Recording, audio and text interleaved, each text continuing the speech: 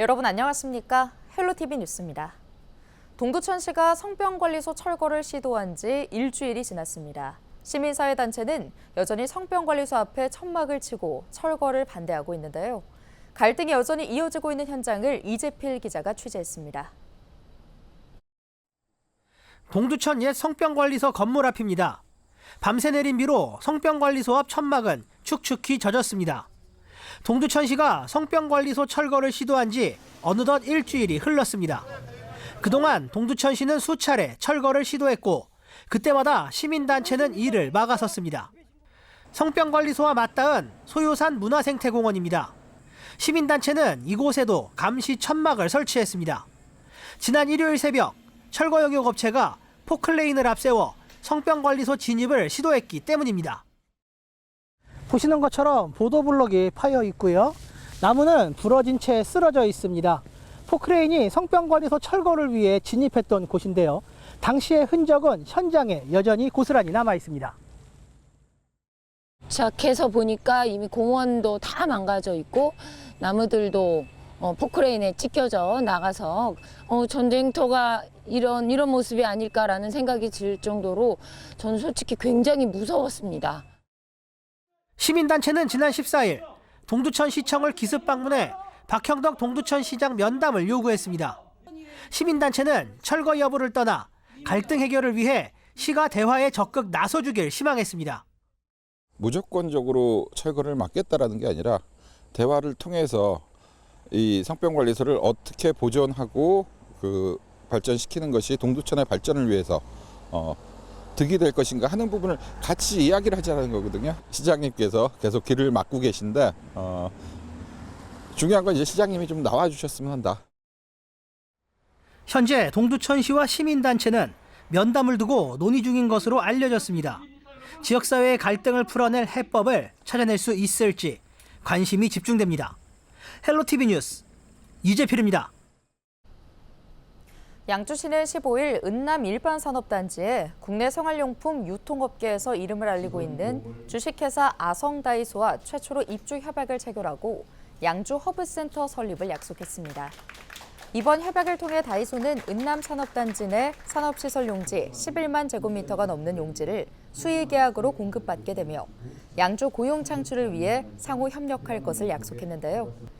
양주시는 다이소가 은남 산단에 입주하면 800여 명의 일자리를 창출하는 효과와 함께 연계 산업 간의 시너지 효과를 통해 지역 발전에 기여할 것으로 기대하고 있습니다.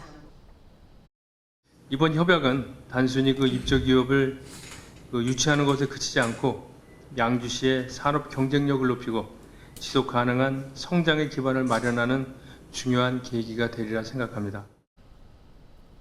포천 영평훈련장에서의 주한미군 사격훈련이 14일부로 6년 만에 완전 정상화됐습니다. 국방부와 포천시 사격장 등 관련 시설 범시민대책위원회, 포천시 육군 5군단은 포천 영평훈련장에서 모든 주한미군 훈련보장을 포함하는 양해각서를 체결했다고 밝혔는데요. 이번 합의를 통해 영평훈련장에서 실시되는 아파치 헬기 사격훈련을 포함한 주한미군의 모든 사격훈련이 정상화됐습니다. 국방부는 영평훈련장은 주한미군 종합훈련장으로서 면모를 되찾게 됐다며 주한미군의 안정적인 훈련 보장을 통해 굳건한 한미연합방위 태세를 더 강화할 수 있는 기반이 마련됐다고 설명했습니다. 국방부와 범대위 포천시 5군단은 이번 양해각서 체결을 통해 복합 문화체육타운 건립을 신속히 추진하겠다는 뜻도 밝혔습니다. 제27회 포천 산정호수 명성산 억새꽃 축제가 개막했습니다.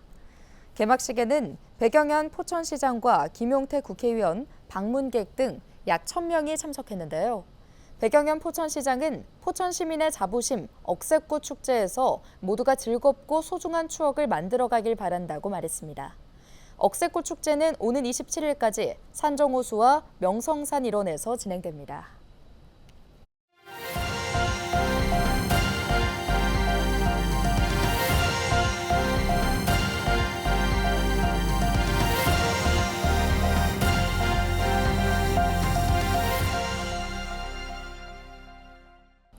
부평 캠프마켓 부지 매각 대금을 놓고 인천시와 국방부가 소송을 벌이고 있습니다. 여기에 캠프마켓 개발도 축소될 우려까지 제기되면서 향방에 관심이 쏠리고 있는데요.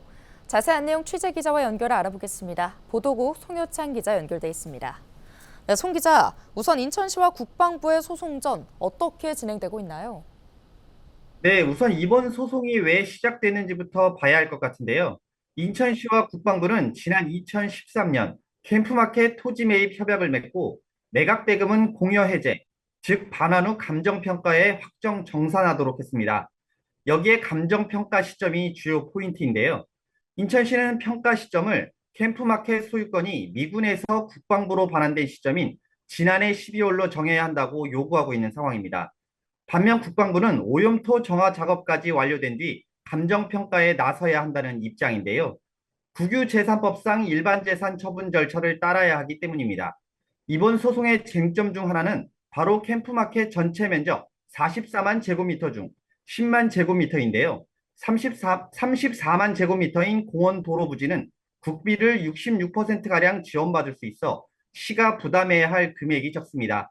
이미 지난 2022년까지 4,915억 원을 완납했고 2025년까지 지가 상승분에 따른 707억 원에 대한 국비도 확보한 상태입니다. 반면 시 자체 감정 결과 10만 제곱미터 부지를 오염토 정화 작업이 끝날 것으로 예측되는 2027년에 감정평가하게 되면 토지 매입비만 약 4천억 원에 달할 것으로 추산되고 있습니다. 감정평가 시점에 따라 수백억 원의 차이가 발생할 수 있다는 것인데요. 이에 인천시는 지난 4월 국방부를 상대로 소송을 제기했습니다. 문제는 또 있습니다. 국방부는 지난 7월 초 법원이 변론 기일을 8월로 통지하자 뒤늦게 법무법인을 선임하고 기일 연장을 신청했습니다. 이후 지난 9월 11일 첫 변론이 진행됐습니다. 2차 변론은 오는 11월 13일로 계획되어 있는데요. 이처럼 국방부가 시간을 끌면서 캠프마켓 지가 상승에 대한 우려가 나오고 있습니다. 매년 토지 가격이 약 3%가량 오르고 있기 때문인데요. 재판이 길어질수록 더 많은 시 예산이 투입될 수 있다는 점도 우려스러운 부분입니다. 오염토 정화 작업 기간을 떠나 감정평가 시점에 대해 법원의 판단이 신속히 이루어져야 하는 이유이기도 합니다. 네, 최근에 비슷한 소송에 대한 판결이 나와 또 주목받고 있습니다. 어떤 내용인가요? 네, 바로 인천과 비슷한 원주시와 국방부의 소송입니다.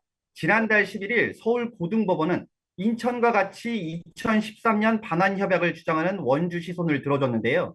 오염토 정화 작업이 완료된 후가 아닌 공유구역 반환 절차가 이행된 2019년으로 감정평가 시점을 정해야 한다고 판단한 것입니다. 인천시도 이 점을 들어 반환 시점인 A, B구역 2019년 12월, B구역 2023년 12월을 감정평가 시점에 맞추는 게 바람직하다고 주장하고 있습니다. 앞으로의 판결이 어떨지는 조금 더 봐야 하겠지만 인천시는 이번에 원주시 소송을 계기로 기대감을 높이고 있습니다. 네, 캠프마켓 개발 축소 전망도 제기되고 있다고 하는데 어떤 내용인가요? 네, 이 역시 소송 전의 연장선으로 좀 봐야 될 것 같습니다. 인천시가 지난 4월이었죠. 한국지방행정연구원 지방투자사업관리센터인 리맥에 신청한 캠프마켓 부지 활용을 위한 타당성 조사 범위가 전 구역을 대상으로 한 공원 조성 사업에서 인천식물원 건립 사업으로 대폭 축소됐습니다. 부지 매입비를 놓고 인천시와 국방부가 법적 다툼을 하고 있기 때문인데요. 캠프마켓 공원화 사업의 경제성, 정책 타당성 등을 따져보기 전 부지 비용이 확정돼야 한다고 본 것입니다. 결국 소송이 마무리되지 않으면 공원화 사업에 드는 총 사업비나 추진 일정이 변동될 수 있다는 것도 그 이유입니다. 소송이 3심까지 진행될 경우 최소 3년 이상 소요될 것으로 전망되고 있는데 문제는 공원화 사업이 2028년부터 2030년까지 설정해 놓은 만큼 사업 지연이 예상되고 있습니다.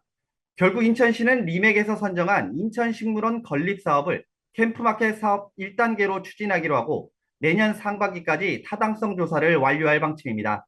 내년 중 행정안전부의 지방재정 중앙투자심사를 신청하고 그 이듬해인 2026년에는 식물원 설계와 공사 착공에 나설 계획입니다.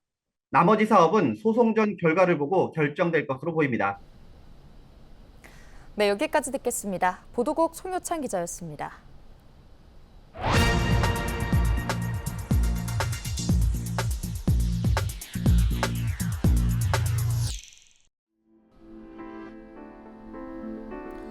시대에 따라 장례 문화도 변하기 마련인데요. 1970년대까지만 해도 매장이 주된 장례 방식이었죠. 하지만 그러다 온 국토가 묘지로 뒤덮일지 모른다는 우려에 화장이 보편화되기 시작해 1994년 20%였던 화장률이 2000년에는 38%로 늘었고 2023년에는 90%를 넘어섰습니다. 인식 변화에 따른 현상이죠. 이웃나라 일본 역시 2차 대전 직후까지는 매장이 일반적이었지만 현재는 화장률이 99.9%나 됩니다. 화장의 보편화로 인해서 묘지의 필요성은 크게 줄었지만은 납골당 포화라는 새로운 문제를 안게 됐습니다.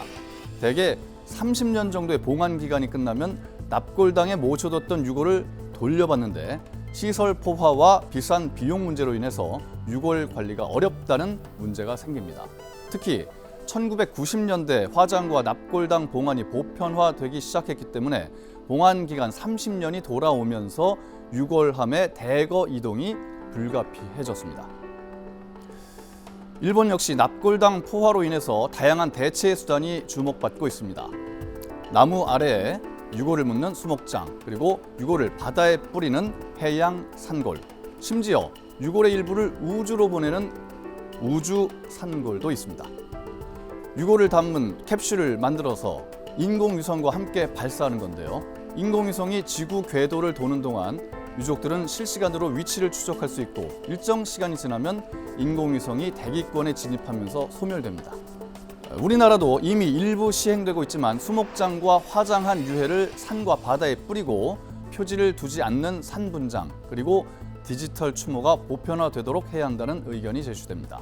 또한 3일장에서 2일장이나 1일장으로의 전환을 통해 유족의 부담을 줄이고 경제적 비용을 절감해야 한다는 목소리도 있습니다. 데스크의 눈이었습니다.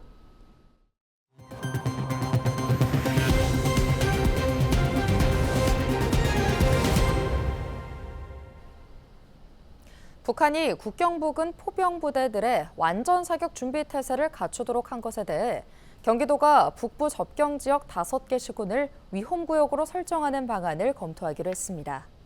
김동연 지사는 지난 14일 국회 행정안전위원회 경기도 국정감사에서 연천, 포천, 파주, 김포, 고양 전 지역에 대한 위험구역 설정을 검토하라고 지시했다고 밝혔는데요. 위험구역은 재난 및 안전관리기본법에 근거한 것으로 위험구역이 설정되면 경기도는 대북전단 살포 관계자의 접경지역 출입 통제 등 행위명령을 내릴 수 있습니다. 이와 관련해 민주당 소속 최현일 행안위원은 경기도가 대북전단에 대한 대응으로 접경지역 주민 간담회를 개최하거나 민원 청취, 관련 기관 협의를 한 적이 없다고 지적했습니다. 또 대북전단 살포 현황 파악이 미흡하고 관련 회의를 6월 한 차례 실시하는 데 그쳤다며 적극 행정을 요청했습니다. 국회 행정안전위원회는 지난 14일 경기도 국정감사에서 여야 간 공방이 이어졌습니다. 배준영 국민의힘 의원은 대장동 특혜 의혹과 관련해 경기지사 선거 때 대장동 사업 공익 환수 방안 검토한다고 했는데 검토했냐고 물었는데요. 김동연 경기지사는 수사와 재판 관련 사항이라 언급하기 적절하지 않다고 말하며 잘 기억이 안 나는데 일반적인 얘기를 한 것 아닌가, 그런 공공개발 사업에 있어서 공익 환수에 신경 쓰겠다는 뜻으로 이해한다고 말했습니다. 이광희 민주당 의원은 양평고속도로 종점 변경 특혜 의혹에 대해 특혜 논란이 커지자 국토교통부 장관이 서울 양평고속도로 사업을 백지화했다며 도지사 입장에서 백지화 발언을 어떻게 봤냐고 물었습니다.